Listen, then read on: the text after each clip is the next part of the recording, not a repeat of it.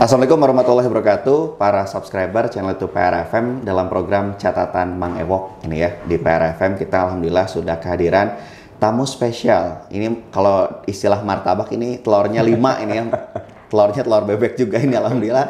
Kita sudah kehadiran Direktur Utama PT Liga Indonesia Baru, Bapak Ahmad Hadian Lukita. Pak Lulu apa kabar? Alhamdulillah sehat. Sehat ya. Sehat. Jadi ini panggilan akrabnya Pak Lulu ya, para subscriber dan juga pencinta sepak bola. Nah, Pak Lulu, sebelum kita ngobrol banyak hal ya tentang sepak bola, tapi banyak juga masyarakat dan juga pencinta sepak bola mungkin pengen mengenal lebih dekat sosok Ahmad Hadian Lukita nih. Mungkin bisa ceritakan Pak sejarah masa kecilnya, katanya masa kecilnya lebih banyak di Bandung ya? Emang asli orang Bandung? Memang asli orang Bandung. Gimana tuh Pak? Jadi alhamdulillah saya dilahirkan jadi orang Bandung itu merasa bangga jadi orang Bandung. Karena Bandung itu kota yang menurut saya sangat unik, bersejarah, punya nilai tersendiri di mata siapapun di Indonesia, mungkin di luar negeri juga.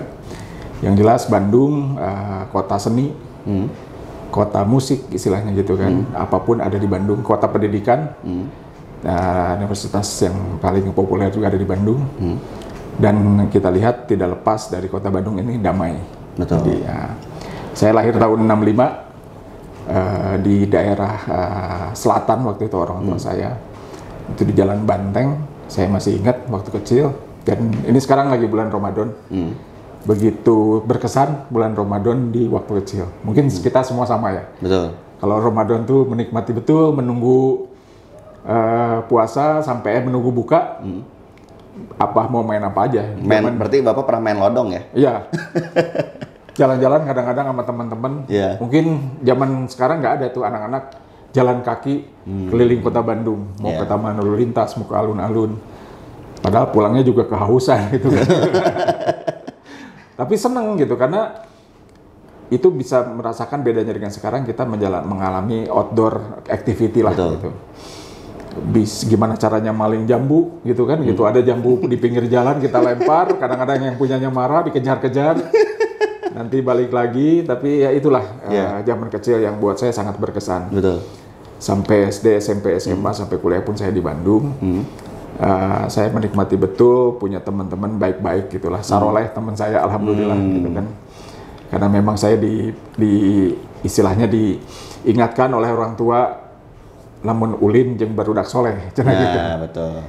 Aku naon yang kewe coba cara rasakeun cenah gitu. Tapi bukan berarti tidak pernah nakal-nakal adalah gitu kan, mau mencoba-coba nyuri merokok misalnya gitu.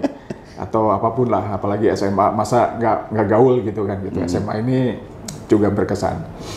Jadi pada saat kuliah setelah itu saya menjalani usaha waktu itu dengan kuliah jurusan apa Pak dulu Pak? Saya arsitek. Arsitek ya. Terus saya ambil S2 juga di ITB, dan waktu cerita sebelum itu saya bisnis juga gitu. Tapi bisnisnya kebetulan sering dengan yang waktu itu. Akhirnya pada tahun 2002-2003 jadi rektor ITB, namanya Pak Kusmayanto Kadiman. Saya sering bareng sama beliau, dan waktu beliau mendirikan SBM ITB, saya diajak sama beliau. Bantuan lu, katanya di ITB baru buka fakultas baru, namanya SBM waktu itu, dan saya ikut di situ. Ternyata senang juga gitu. Dunia saya juga ternyata ada minat ke pendidikan. Gimana caranya mendevelop seseorang dari mulai yang tadinya mungkin tidak mengerti jadi mengerti, saya juga jadi belajar dari mereka. Nah, disitulah saya melihat, oh pendidikan nggak cukup sampai di sini. Yang mungkin shortcut-nya lah istilahnya, sampai saya mendapatkan beasiswa atau fasilitas dari negara itu Lemhanas. Disitulah saya ikut Lemhanas, ketemu orang-orang yang menurut saya istimewa juga. Karena saya sekelas sama jenderal-jenderal, sama pejabat tinggi selevel dirjen, sekjennya menteri, dan disitulah mungkin ya itulah. Hidup ini kadang-kadang kita tidak bisa merencanakan lurus gitu. Ada titik tertentu akhirnya kita belok, dan akhirnya ya sudah kita ikutin aja. Yang penting kita niatnya baik, tujuannya juga mengimprove diri sendiri, jangan sampai merusak reputasi keluarga terutama, dan kita harus ingat kita dilahirkan dari orang tua yang pasti kalau anaknya berhasil bangga gitulah di situ. Sementara sampai situ. Iya. Dan juga tentunya ini bicara tadi ya, Pak Lulu sampaikan orang tua adalah hal yang paling berharga ya, Pak Lulu ya, menjadi tiket surga kita lah. Dan mungkin boleh sedikit kedekatan Pak Lulu dengan almarhum Ibu, karena yang saya tahu Bapak sangat dekat banget, dan kita masih ingat kalau kita on air nih, para pendengar ya, dan juga subscriber, kalau Pak Lulu on air di PRFM, contoh dulu kan Pak Lulu intens itu kalau pas liga itu belum jelas kapan mulainya, itu intens, dan kabarnya ada feedback langsung dari pendengar setia, dan ternyata adalah orang tuanya. Pak Lulu tuh boleh cerita nggak, Pak? Ya, ibu saya ini dari kecil membimbing saya, dan saya yakin betul karena bapak saya tugasnya dari dulu sering di luar kota. Jadi tugas seminggu sekali pulang, jadi ya pasti bukan berarti orang tua bapak saya juga sangat perhatian terhadap anak-anaknya, tapi yang hari-hari ibu itu yang menurut saya memberikan nilai-nilai kehidupan. Jangan bikin orang kecewa, selesaikan tugas dengan baik, tepat waktu, walaupun ini juga sering saya langgar semua gitu kan gitu waktu itu. Dan kebetulan setiap saat saya, kebetulan bapak saya juga selalu bilang dulu sama mama gitu kan, kalau apa-apa bilang izin. Jadi udah menjadi kebiasaan gitu kan gitu. Bapak saya penggemar Persib nih, namun nonton Persib di Bandung atau di rumah maupun ke stadion udah kayak bobotoh bener, kalah marah-marah gitu kan, seneng jingkrak-jingkrak. Di ibu saya jadi terpengaruh mungkin waktu itu, suka ikut nonton juga. Kalau di rumah nonton TV kadang-kadang, Pak, entong abang-abangkan wae, gebrak meja kadang-kadang di depan kita bikin kaget. Sampai akhirnya pada satu titik, mungkin bapak saya udah nggak ada, ibu saya meneruskan tuh nonton Persib atau mendengarkan. Jadi waktu saya masuk ke LIB, saya juga izinnya ke ibu gitu kan gitu, terus selain ke istri ya pasti keluarga, terus ke ibu, gimana mah, waduh ini waktunya lu katanya untuk memperbaiki sepak bola kita gitu.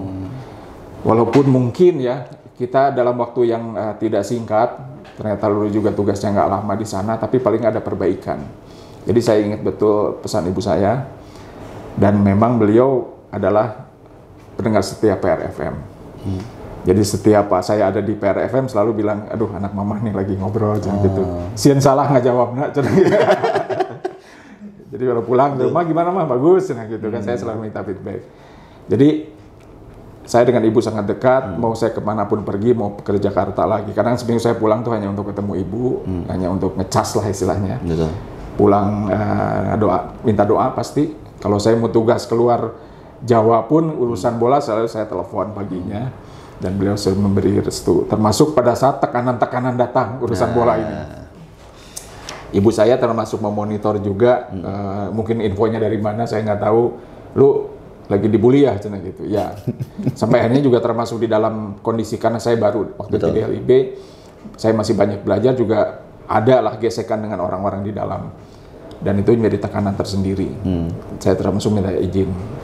Bro, kalau kata mama sih belum kelihatan ada perbaikan.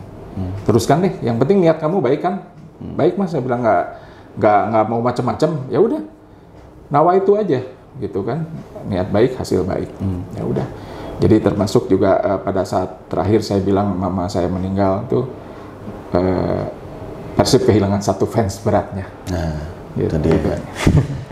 Merinding sih karena ya tentunya apalagi kehilangan seorang ibu itu berat ya Pak ya, apalagi saat itu kita tahu juga Pak Lulu lagi fokus untuk membenahi dan juga istilahnya mengawal lah kompetisi sepak bola apalagi dengan bola yang sebagainya.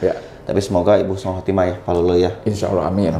Pak Lulu. Nah Pak Lulu tadi kan bicara soal bulian. Nah kita pengen lebih dekat lagi nih dengan Pak Lulu karena punten Pak, siapapun, banyak yang bilang ya, siapapun ketumnya, siapapun yang harus liga, mau itu jenderal lah, mau itu siapapun, pasti kena bully. Nah, cara mengatasinya gimana? Karena itu mental loh Pak. Jadi, saya cerita dulu sebelum di LIB. Pekerjaan saya di kampus, terus saya memegang perusahaan punya ITB, menjalankan pekerjaan-pekerjaan yang bersifat teknologi, sangat senyap. Tidak ada hingar-bingar, kalau bisa diselesaikan dengan cara teknologi beres. Administrasi itu hal tersendiri. Tapi saya waktu masuk ke bola, itu mungkin bukan lagi 180 derajat, mungkin ribuan derajat yang berbeda. Fenomena sepak bola itu, akhirnya saya juga dapat info atau saran dari teman, 50% yang senang Anda aja udah bagus, katanya gitu. Karena semua orang punya harapan di bola. Semua orang punya harapan agar klubnya dimenangkan atau kuduna bola teh kieu, kuduna liga itu seperti ini, harusnya formatnya ini. Itu tidak semua satu orang satu suara, mungkin ada 10 suara. Kalau saya ambil 9 suara kecewa. Betul. Saya ambil 5, 4 kecewa misalnya gitu. Dan ini ujungnya masuklah, karena mau tidak mau kan kita punya media sosial kan. Betul. Gitu. Media sosial ini kebetulan juga saya buka juga, nggak ada private-nya gitu. Ya inilah resikonya. Dibully lah, ngomong bacot lah, ngomong kotor semua. Semua ya? Awal-awal kok gini amat ya kehidupan di bola gitu. Tapi itu juga termasuk yang saya minta pendapat ke ibu gitu. Bang, udah anggap aja orang itu juga memang karena cinta sama bola. Cuman karakternya mungkin yang berbeda dengan kita-kita. Yang kita ini halus orangnya mungkin dan menyampaikan dengan baik-baik. Atau mungkin orang itu juga lagi stres gitu kan gitu. Menyelampiaskannya ke kita. Termasuk kadang-kadang saya juga menelusuri akun-akun yang membuli saya. Oh ternyata anak-anak kecil gitu. Oh, bocil ya, bocil. Bocil. Yang kalau ada yang nge-DM saya juga, saya jawab. Yang lucu, ada orang yang saya cek ternyata orang Ciamis. Kebetulan bapak saya orang Ciamis. Yeah. Saya bilang, Kang, abdi ge orang Rancah Ciamis. Aduh, hapunten ternyata dulur gitu.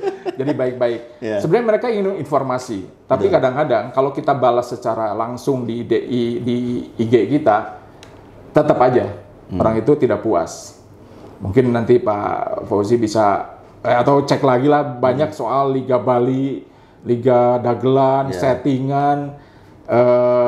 Nanti kita gali bareng-bareng bahwa kenapa itu terjadi. Yang jelas memang saya menghadapi mental yang cukup tekanan cukup kuat di situ.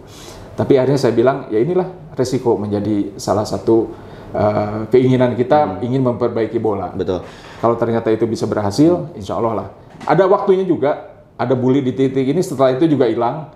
Tapi kejadiannya kadang-kadang karena orang lain kita yang dibully gitu ya. Itu dia.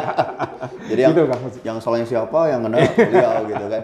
Tapi Pak Lulu, kalau kita bicara soal ini ya, apa ketika Pak Lulu akhirnya sudahlah saya maju sebagai istilahnya di bola di LIB gitu kan. Ada nggak rasa kekhawatiran? Karena kan punten, kita bicara PT Liga Indonesia, lalu LIB dan sebagainya.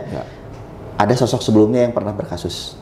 Nah, itu apakah jadi apa ya? Semacam warning kah? Semacam aduh, apakah punten ya? Ini kasarnya bakal siap gitu maunya atau bakal seperti nggak kita ya? Atau seperti apa sih Pak Lulu?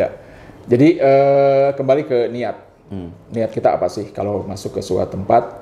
Karena saya juga nggak mau reputasi yang saya bangun dari kecil sampai sekarang ini rusak gara-gara satu hal yang memang ya seperti tidak ada apa-apanya tapi merusak segalanya gitu. Nah, sebetulnya kembali soal syahwat ya. Kalau saya ngomongnya soal bukan syahwat soal itu ya, tapi semua orang punya hasrat, punya niat, punya kadang-kadang nafsu, kadang-kadang keserakahan. Hidup ini kalau filosofi hidup saya secukupnya udah bagus lah. Mau kumaha sih? Makan juga cuman sepiring, 2 piring gitu sekali makan. Kita mau disediain berapa puluh piring juga. Toh, saya yakin lah, entong khawatir karena hidup masalahnya gitu. Gusti Allah itu sudah memberi aturan hidup, memberi rezeki masing-masing. Yang kadang-kadang orang kejungkel tuh gara-gara pengen mengambil yang bukan bagiannya. Gitu. Itu aja yang saya juga dapat pesan dari bapak dan ibu, entong mak hidup mah gitu kan. Jadi kekhawatiran itu kalau kita memang tersingkir gara-gara kita memang tidak mampu bekerja, itu wajar-wajar aja. Tapi karena kita melakukan satu sindikasi kejahatan, itu nggak akan lama lah gitu. Jadi saya ingin sampai pun saya nanti pensiun atau tidak bekerja lagi, tetap baik di mata keluarga, itu aja cukup buat anak-anak. Alhamdulillah juga kalau dari masyarakat gitu, itu aja. Ada lagi sih lah gitu. Betul. Jadi kita doakan ya bersama-sama karena saya yakin sih pasti dari sana sini, ngerti kan dari sana sininya gimana gitu kan, tekanannya dari sana sini ada itu dan sebagainya. Tapi Pak Lulu, saya pernah dapat cerita nih tentang istilahnya ada yang pernah nelfon Pak Lulu, nomornya tidak dikenal gitu kan. Ini tolong dong bantu A, B, C dan D, itu benar atau hoax itu? Jadi tekanan itu bukan sekedar ancaman, tapi tekanan itu bagaimana ada satu iming-iming gitu kan. Tolong dong bantu yang ini dikalahin, ini dimenangin, aman lah aman tuh dalam tanda kutip, Anda dapat sesuatu. Saya bilang kadang-kadang kalau orangnya memang ini saya kasarin aja. Kan kata orang juga kalau ada jin ngeganggu, kasarin aja biar dia pergi kan gitu. Gebah ya. Jadi cara saya begitulah. Betul. Udahlah nggak usah ikut campur. Ini urusan saya dan memang bisa dibuktikan lah. Jadi kalau kita mau kaya di bola dengan cara seperti posisi saya, gampang sekali. Gampang sekali. Tapi ya apa gunanya? Kalau kita berpikir misalnya satu klub ya kita bantu, padahal si klub ini yang sedang mencoba untuk meraih sesuatu dengan berjuang dari bawah, menghabiskan uang banyak, personil, strategi, termasuk juga ya korban-korban lainnya hanya dikalahkan oleh keinginan yang menurut saya hanya masalah uang. Tapi bukan berarti kita bisa menyelesaikan ini mudah. Ini masalah Indonesia, sepak bola Indonesia memang kalau dihitung-hitung secara umur katanya masih muda gitu kan. Ya di negara lain juga mungkin masih ada terjadi seperti itu. Tapi insya Allah saya ingin minta dukungan dari semua pihak. Insya Allah sebaik-baiknya pun jangan sampai kita terlibat di urusan begituan. Betul, kita doakan ya semoga Pak Lulu bersama jajaran diberikan lindungan karena ya pasti tadi ya cobaan mah pasti ada karena ketika kita tadi istilahnya kan kata guru agama saya kan bilang setan tuh masuk di depan gagal, dari belakang gagal, di samping gagal, dari mana-mana sampai kita sampai apa istilahnya mudah tergoyahkan. Kita doakan sama Pak Lulu bersama Pak Iwan Bule ya. Ya termasuk istri saya juga nggak saya libatkan. Nah itu dia yang paling penting. Saya bilang nggak ada urusan. Ada yang mengiming-imingi misalnya masuk produk, karena kan Pak Fauzi ya, LIB ini mengelola ratusan miliar. Iya. Mau dari segi vendornya, mau dari segi pengadaan, mau segi apapun operasional, itu ada biayanya. Dan itu kalau kita 10% aja, itu kan gitu. Lumayan bos. Lumayan. Tapi enggak lah, hidup nggak tenang. Betul. Tapi ini kadang-kadang juga lewat yang tadi kata Pak Fauzi. Depan belakang akhirnya lewat dari samping yang melalui orang yang kita sayangi kan istri. Saya untung istri saya sangat tahu. Jadi dari awal saya bilang jangan pernah mau diajak berkonspirasi sesuatu yang merugikan siapapun. Istri saya udah pokoknya kalau ada yang nanya tanya aja suami sendiri gitu. Saya nggak pernah ikut campur. Betul, itu dia ya.